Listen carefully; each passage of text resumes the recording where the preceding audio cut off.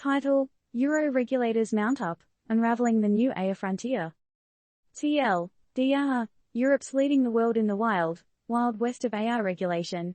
Proposed laws set to contain our robotic pals are crossing a key hurdle.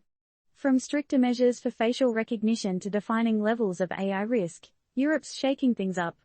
Will this move end up a global trendsetter or just another bureaucratic snafu?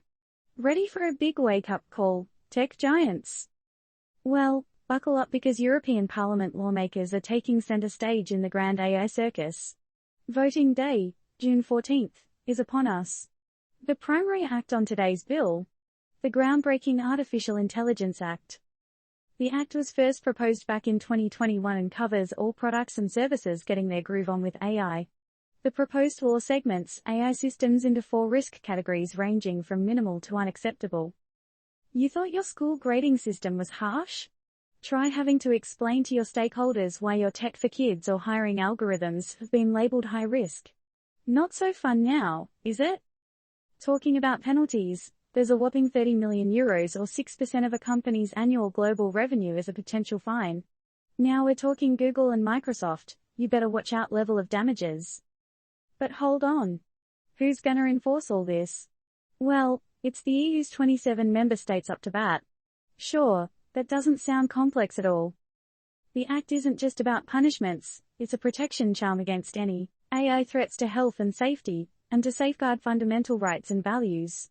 That means AI users that are a big no-no include social scoring systems, exploiting vulnerable groups, and harmful subliminal manipulation. But what about those gray areas? One big question on everyone's lips: what about ChatGPT, the smooth-talking chatbot sweeping the globe? The original act barely batted an eyelid at chatbots, but that changed real quick when these bots became the next big thing. These AI systems now fall into some high-risk category requirements. Speaking of categories, employment and education-related AI systems need to be as transparent as a pane of glass with users and take firm steps to reduce bias. Yes, it seems we're past the point where video games and spam filters were the pinnacle of AI annoyance. But why does what Europe does matter?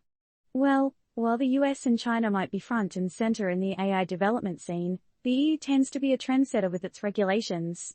That's right, we're looking at potentially de facto global standards here. However, it's not all doom and gloom for AI. By setting common rules, Brussels hopes to boost market development and instill confidence in users. Still, with the power to enforce regulation and hold companies liable, this move by the EU is significant. But will the rest of the world follow suit or create their own AI frontier? So, what do you think? Is Europe's AI legislation the new sheriff in town, or are we just seeing the latest episode in the Regulators Gone Wild series?